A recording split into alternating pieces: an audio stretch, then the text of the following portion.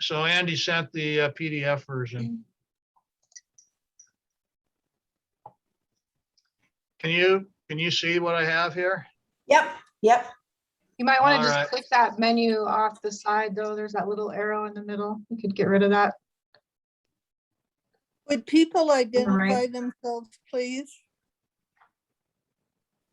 Say it again. Would you identify yourself, please? I did introductions. What's your name? My name's Ann. I'm Ann, and then it's Chief St. John and Chief Valdez and Gina Dahl.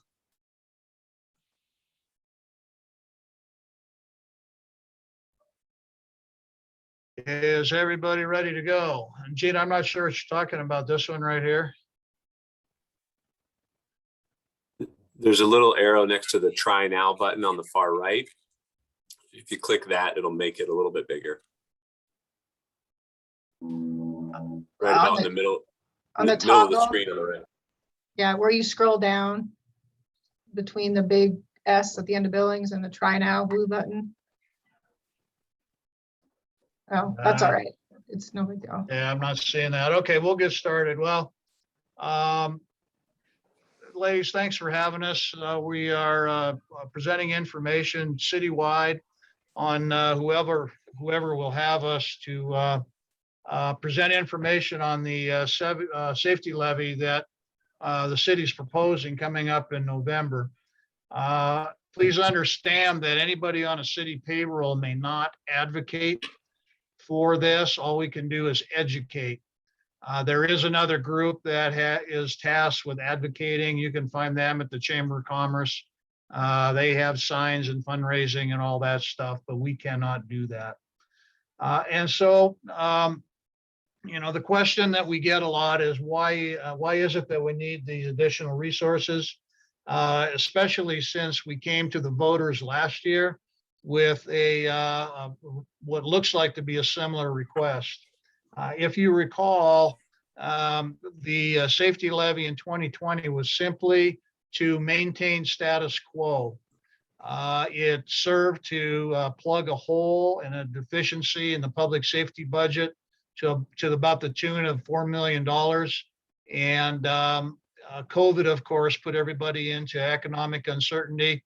And the council wisely chose just to ask the citizens for that amount, so we didn't have to make layoffs or reduce services. And the citizens responded, and we're very thankful for that. However, as we move forward, we have always said that we would be back. We just didn't know when. But things in the criminal justice system and public safety specifically have really increased the urgency on being able to grow our departments. And so you see in these bullet points here, obviously Billings is getting bigger. We've seen a pretty steady increase, about 1.5% a year. We're about 43 square miles, 112,000 in the city proper. And of course that swells when all of our friends in the county come in to do business and or go to shopping. I think everybody is aware we've seen a significant increase in violent crime specifically, crime in general for a myriad of reasons, and we need to get a handle on this. We certainly are dealing with our fair share of individuals and citizens who are struggling with homelessness, co-occurring mental illness, or substance use disorder that's affecting our quality of life and livability, primarily in the downtown area, but we're seeing that manifest itself in other parts of town.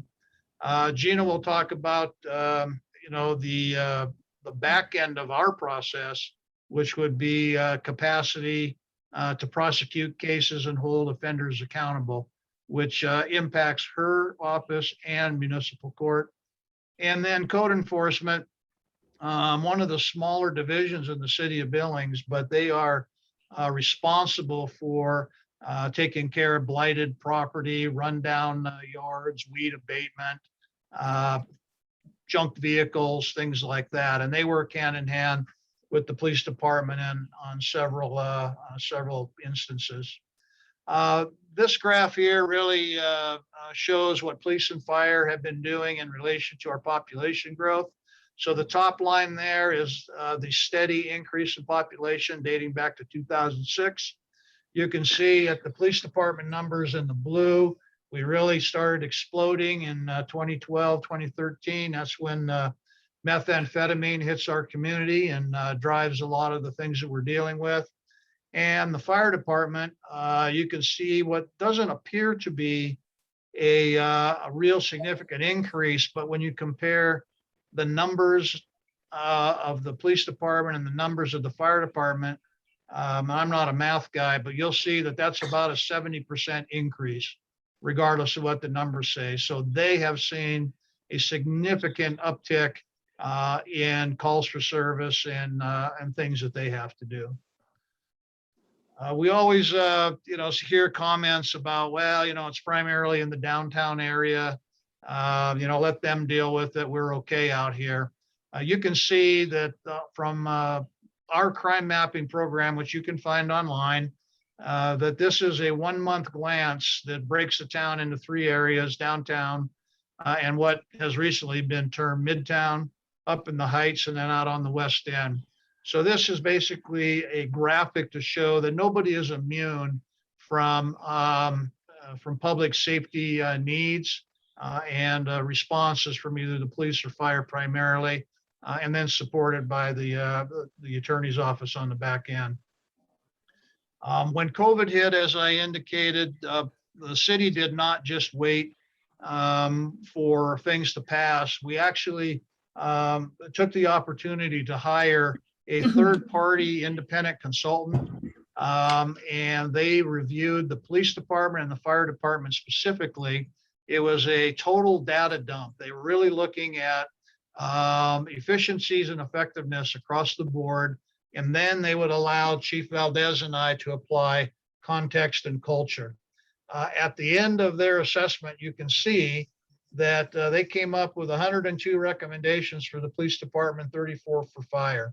Of our 102, and I'll let Chief Valdez address his, about 95 of them cost no money. They're just internal tweaks that allow us to do better and be more efficient and effective. But the ones that do cost money are out of our ability to generate that revenue right now without going to the taxpayers. And that is why we're visiting with you. The other thing that took place on the police department side specifically was a citizen survey where the citizens were asked a myriad of questions about customer satisfaction. And in general, they basically said they're satisfied with the services of the police department, have high regard and high trust. However, they realized that we got a crime problem. We need to do something with it. So aside from just, Chief Valdez and Gina and I standing up, talking about these issues, you have a peer review and third parties that are basically identifying the problem and issues as well. So what's this thing look like in money? So the ask is this, and you can see it's broken out over these 5 areas. Police, 2.4 million. What that covers is 28 FTEs or full-time employees, half of which will be civilians. And then what we call O&M, operations and maintenance, for the stuff that we need to operate: vehicles, uniforms, things like that. Fire department at $1.5 million. I'll let Chief elaborate on that. $1.4 million for legal, and Gina will elaborate on that. The 1.3 is the current deficit that we have in our public safety fund. It would have been 5.8 had we not passed the levy in 2020. You can see that that would cause serious problems, but that has been reduced to a manageable number. And then that 415 is really gets us a seat at the table with our social services partner as we deal with those substance abuse transient issues. And so at the end of the day, the total ask of the levy would be 7.1 million in perpetuity on top of the one in 2020. The $833 a month is figured on a median taxable value house. And so what we're talking about is that this is the one absolutely dead center of all the homes in Billings. So half are going to be less than $833 a month, and half are going to be more. And Andy, our finance director, as I indicated, has created a calculator in our website. So you can go to City of Billings and put in your taxable value and find out exactly what your assessment would be should this pass. What's this look like in people? As I indicated for the police department, 28 total, half of them are civilians. And we'll elaborate a little bit more on the fire side. Staffing for a medical response team, additional 10 to handle that issue. Legal is going to be looking at some attorneys, paralegals, and support. We want to increase the capacity of the municipal court. So a full-time judge and staff, which is going to support what legal is going to do, which supports what the police is going to do. Code enforcement to handle some of their things. And then, of course, 2 males or 415 to deal with the get that seat at the table. So when we talk about the police department specifically, here's the thing that's really jumping out at people, and it affects people trying to draw businesses in, families in, trying to, they always want to ask, is it safe? Do we have things to do? Those type of things. And we've seen a steady increase in our violent crime. We had a significant increase in 2020. If you take that anomaly out, you can see that we last couple of years, 18 and 19, had flattened, and we're turning those numbers down. We have a strategy to deal with it. During the pandemic, it got away from us, but we've got it slowed, and we're trying to turn it the other way. But these numbers, regardless of the anomaly, are unacceptable. We need to get a handle on this, and we need to get it turned the other way, and we have a strategy. So right now we have 156 sworn officers. We would add these 28 or 14 sworn officers to that number, and we would put them to work in helping with these strategic goals. We talked about the violent crime. We need to get that under control and get that turned the other way. Improve downtown safety. Again, primarily it's your transient issue, whether it's real or whether it's perceived. We certainly have a problematic situation where businesses are leaving, businesses don't want to come in, people are afraid to recreate down there. And so we need to get a handle on that. And as I said, I would be remiss if I didn't mention that this problem has manifested itself in other parts of town. So we cannot ignore the Walmarts, the West End, the Heights, where this activity is taking place. Traffic safety, I think everybody's been around here long enough to know we're world famous for our drivers, driving ability or lack thereof. Drinking and driving certainly is still a problem. We had several fatalities a few weeks ago. Trying to convince people that our traffic signals and stop signs are not advisory, that you do need to pay attention to them. But we have a strategy to deal with that. And again, supporting our mental health efforts to get a seat at the table. And I will turn this over to Chief Valdez and let him address the fire side of the shop. And I can advance this for you, Pepper. Okay, thank you, Chief. Thank you, ladies, for having us. We certainly appreciate it.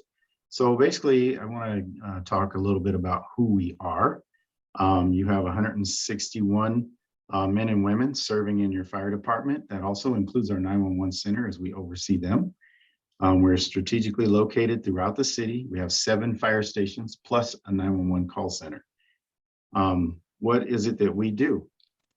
So a lot of people think that essentially because we are called the fire department, that's all we do. That's not true. We are basically an all hazards department. And what that means is we do rescues, whether it's the rims, the rivers, a structural collapse, a trench collapse, you name it. We do hazardous materials in regards to gas leaks and fuel spills. We are in the prevention business. So we do business inspections and code enforcement as it pertains to the fire department. We also do a lot of public education, especially for our youth. And then we're also in emergency medical services. So you see us go on a lot of the medical calls, or all of the medical calls, I should say. Since 2010, as Chief St. John alluded to earlier, our call volume has increased by 76%. Last year, we responded to 18,200 calls, and in 2021, we anticipate to exceed 19,000 calls. Heaviest workload is in emergency medical services at about 60% of our total calls for service. So what's the problem? The problem is that we send a large fire engine on every single one of those calls. And unfortunately, that's unsustainable. We can do it. And in some instances, in most instances, excuse me, it's a good idea because that's our toolbox that carries everything. Chief, if you wouldn't mind advancing 2 slides. One more. Thank you, sir. It is unsustainable to send that large fire engine on every single one of those calls. So what are we doing about it? Right now, we are in the process of actually changing how we dispatch. We currently do a blanket dispatch. So every single medical call that comes through, we send a fire engine and an ambulance. So we're going to change that philosophy a little bit to send only an ambulance to what are called low acuity calls or non-life-threatening type calls. And then we'll send a fire engine and an ambulance on what we consider life-threatening calls. So the second piece of that is to pursue a contract with an ambulance provider that is tailored to our community and can meet our expectations. And then the third piece comes in the form of a public safety levy ask, and that's to create an entirely new division within our department that deals with the lower type acuity calls and some high acuity type calls. So what that looks like is 2 small weight vehicles with 2-person teams to help augment the emergency medical services within our city. Takes the pressure off the engine crews, less fuel usage, less wear and tear on those big pieces of equipment, so on and so forth. Also in the ask, we're looking at a deputy fire marshal position to be permanently filled to help us take care of business inspections and licenses and more public education. Also, something we haven't done in our community is actually a community risk reduction assessment. And essentially what that is this individual would go out, assess all of our target hazards in the community. Those are your high rises, commercial properties such as your Costco's and hospitals and schools that have a lot of people in them, to assess what it would take to mitigate a problem should one arise in any of those properties. And then lastly, a logistics officer, someone to oversee all of our equipment. We estimate about $5 million in total equipment in addition to those fire engines. And over the last 3 years, we've had a special assignment in that position, and we've actually been able to significantly reduce our costs in regards to equipment. So with that, I think I will turn it over to Ms. Gina Dahl.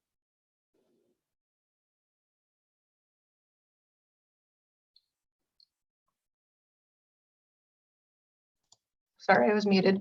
So the city attorney's office and the courts, our role is basically to, prosecute and hold the offenders accountable. Without the prosecution and the courts, there is no holding them accountable. There's this cycle that's going on. It's similar to what's going on with the jail, as everybody's pretty familiar with. That if there's no room at the jail and people get arrested, they're not going to go to jail. The same kind of thing is happening with the prosecution aspect of it. There are people out there who have committed crimes and haven't been prosecuted. That's basically just due to inadequate staffing in the city attorney's office and in the courts. The police department can get them arrested, but if we can't get them through the system, we can't hold them accountable. So this next slide is going to show you what our one back, chief. The criminal case is opened. Yeah. So this slide is going to show you our overall caseload for the last several years. The numbers have been increasing pretty steadily. Peaked up pretty high in 2019, came down just a bit in 2020, and that can only be attributed to the pandemic when people were staying home, and so they weren't committing as many thefts and shoplifting and non-property crimes. However, in 2020, the violent crime did go up, and our numbers correlate with what the chief showed you earlier. So this year, at the end of June, we were at about 3,000 cases. So we're expecting to be at around 6,000 by the end of the year. The next slide will show you our caseload per prosecutor. So there's a lot of information on here, and what this is showing you is the middle gray bar is non-domestic violence cases, and the blue bar on the right is showing you the number of domestic violence cases, and these are per prosecutor. So in 2018 and 19, each prosecutor had over 1,400 cases in 18 and over 1,800 cases in 19. That's per prosecutor.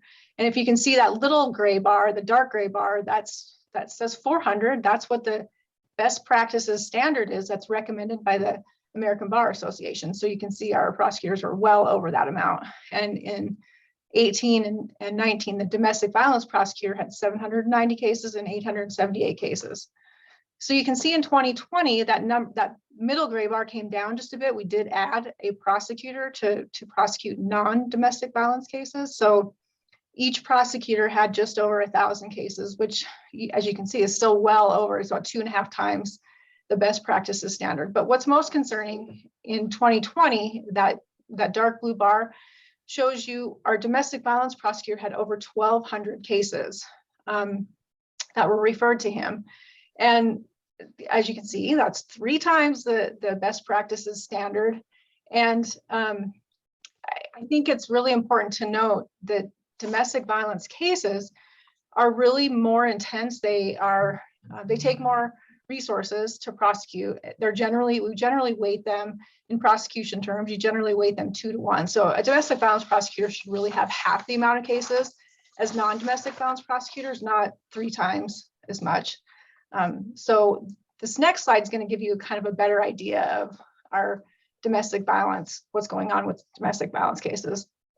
So and just to be clear, domestic violence cases are anything where there's a partner or family member who's a victim. So things like assaults, partner or family member assaults, stalking, sexual assault, order protection violations, anything involving a victim or a family or partner or family member. So what this slide's showing you is the number of cases that we've received as requests for prosecution, and then the number of cases that we've been able to actually file.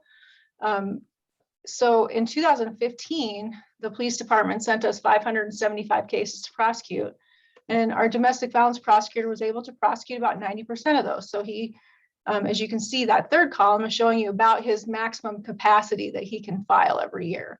So in 2015, we were prosecuting about 90%. In 2020, they sent us over 1,200 cases to prosecute, and his capacity, as you can see from that third column, is just in that 500 to 600 range. So that brought that percentage down to less than 47%. So less than half the cases of domestic violence cases were being prosecuted in 2020. So what does this all mean? The problem, as you can see from that last slide, is just that we're not adequately staffed to handle the current caseload. Like I said earlier, if we're not able to, our goal is accountability. So if we're not able to charge someone, then they're definitely not being held accountable. So what the request is for the mill levy, if it's funded, is increased staffing for the city attorney's office and for the courts. I didn't touch on the courts much. And I want to note that all the numbers that I showed you, those are only the prosecution side, just the city attorney. The court has way more numbers than what I showed you because they see everything. We only see a portion of what the court sees. So those numbers in the previous slides only apply to the city attorney's office. So the big picture here is increased staffing. It's going to result in better victim services, serving the community as a whole just more effectively. More prosecutors essentially just results in reduced caseloads. Reduced caseload is going to result in more time for the prosecutors to prepare for trials, to work the case more thoroughly. More time to review the warrant requests, those requests for prosecution to get people charged. Misdemeanors only have a year statute of limitations, which, might seem like a long time, but sometimes I'm not going to say it doesn't happen. We miss the statute a lot just based on caseload that we've got here. So ultimately what this just means is more holding people accountable for the crime, more offender accountability. And I didn't touch on courts too much today, but I'm happy to try to answer some questions about courts if you have any of that. I think that's my slides. Yep. So I don't know if the chief is going to cover code enforcement. I can give it a shot, but. Oh, I got it, Gina. That's Okay. fine. They're pretty close to us. So again, code enforcement falls under our community development and planning division, and they're really responsible for a lot of the stuff that takes place on private property. Again, those blighted houses, weed abatement, trees that are hanging over street signs and sidewalks, things like that. Where we really interact with them would be abandoned vehicles on the street. The rule of thumb, if it has a motor in it, it's ours. If it doesn't, it's theirs. So you're talking bumper pull campers, boats, trailers, things like that. So they're responsible to get those things cleaned up.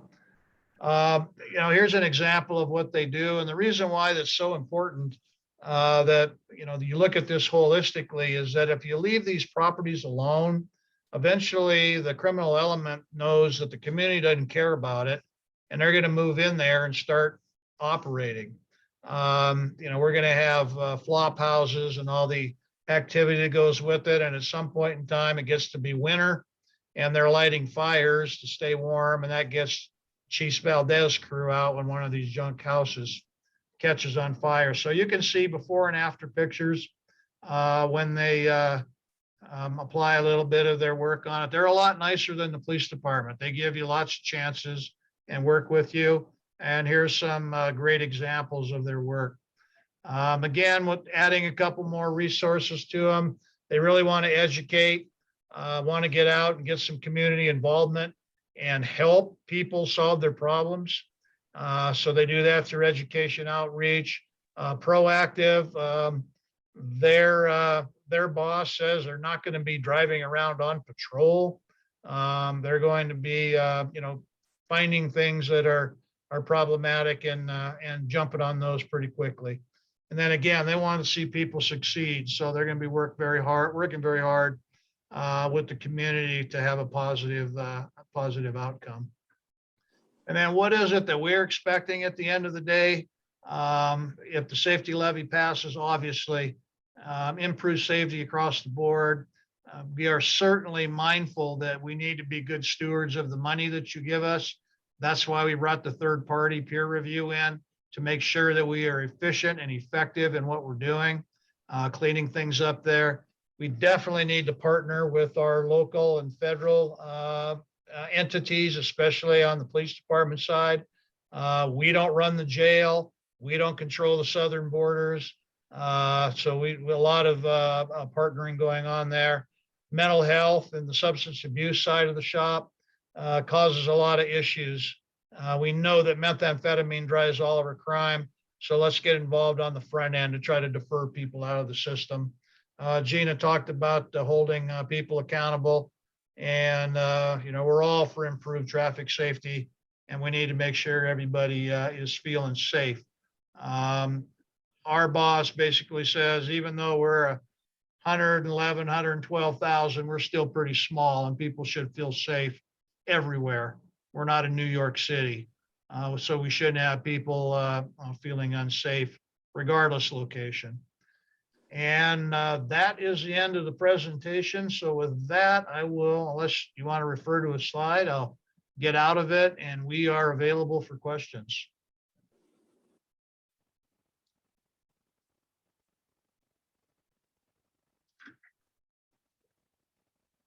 Thank you. That was a great presentation. Are there any questions? I wondered about the request for mental health services. How much of an increase is that over the past budget?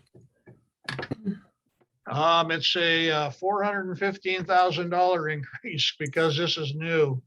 I mean, there are some monies that that this county pays. I think they're doing about $1 million output to the social services, which we're all getting taxed for.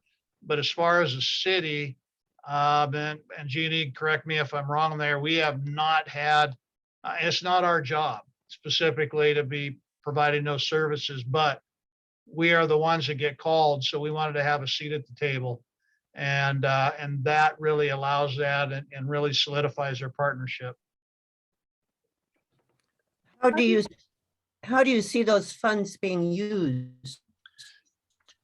Well, when we're talking about this specific populations, it's all about diverting them out of the justice system, providing them treatment opportunities, clean and sober housing, sustainable employment. Let me know if I touch on anything that falls in the police department world, and all of those things. And so the one thing that that Chief Valdez didn't touch on is something that's going to be really, really big coming out of his ask is what's called priority dispatch, which essentially matches up the 911 call situation with the proper resource. So you're looking at, instead of getting a police and a fire response, you're going to get mental health workers. And then there's going to be a place to take people. You're hearing a lot of discussion about a sobering center. The crisis center has been working for a long time. They'd like to take that show on the road. And so, you know, right now, Chief and I are the only game in town. So that's what you get. And those are the questions. And why do we get a fire truck and a policeman for an individual passed out on the sidewalk? Because that's all we have. And we're working with our partners and the priority dispatch, and Chief can elaborate if he likes, to divert those people out of the justice system because they don't belong in the jail and they don't belong in the ER. And so with that small contribution of 415, which will be monitored by the council. I mean, it's not one individual keeps calling it a slush fund and then it turned into a slushy fund, which more of an icy drink to me, but nonetheless, it is going to be very, very tightly watched on what we do with it. You know, if it's not, then they're not going to assess the mills. Chief, did I miss anything there? No, you were spot on. The only thing I can elaborate on is, yeah, he's absolutely right. We're trying to be good stewards with the taxpayers' money. For now, like I said, we're trying to change the philosophy on how we dispatch and what resources go out. Once we get this established and implemented, it's going to take some time to compile the data. And then from there, we'll be looking a little bit longer term down the road in the way of community paramedicine and mobile integrated health to avert a lot of our super users from going and calling resources all the time and going to the hospitals, costing everyone millions of dollars. We're trying to get in front of that. So a lot of change in philosophy coming. Thank you. Wow, that's impressive. That sounds good. Are there any other questions? That was so comprehensive. It's hard to think of any other questions. And that was so comprehensive. It's hard to think of any other questions. Well, if you all do think of questions, just be, I just want you to be aware that all this information is located on the city's website. You can go to billingsmt.gov/PSML. All the slides are there, all the information's there, the reports, the CPSM reports are there, the calculator that the chief mentioned earlier. That's all there. So if you want to refer to any of that stuff, if questions pop up later, most of it will be answered there. Otherwise, you can get in touch with us. Well, thank you. Thank you very much. Yeah, so I think that the ballots go out in the mail, middle of October with a vote on November 2nd. Yeah. Yeah, I've got a sign in my yard. Very good. Thank you. Like, yeah, like I said, the chamber and their affiliates are the advocates. So if you're interested in any of that activity, that's where we would have to direct you. We just educate and answer Right. questions. So, Right. Well, unless you have any other questions, my compadres and I will ring off and leave you to the rest of your business. And we Thank thank you you for very the much. time. Thank you very thank much. you for your time. Thank you. Have a good That day. was wonderful. Thank you. Thanks. I'm impressed. Candace, Yeah, thank you for putting that together, Anne. they did a good Once job. Wow. again- Well, once again, you did a great job of bringing us a program. Well, they did a good job. Yeah. You know, I see we have a couple of our new members. I don't know if they care to put on their video, but Lori Ryan and Kelsey Rubich are new members. Yeah. Hi, Kelsey. Huh? Hi, Kelsey. Hi, Lori. everybody. Yeah, How's it going? good. And there's Hi, Lori. Lori. Hi, welcome. Welcome. Hi. Hello. Usually Welcome. we have a few more people at our membership meetings, but it varies according to people's schedules. But and Kelsey and Lori are really interested in especially in voter registration. So and because of them, we had voter registration at the library on National Voter Registration Day, and And at downtown. in downtown in front of this House of Books. And Kelsey and Lori and Anne and Kathy Fitzgerald, Kathy Grott, Connie Ganger, who's a new member also, made that happen. So that's really good. And then they were there at the courthouse on the War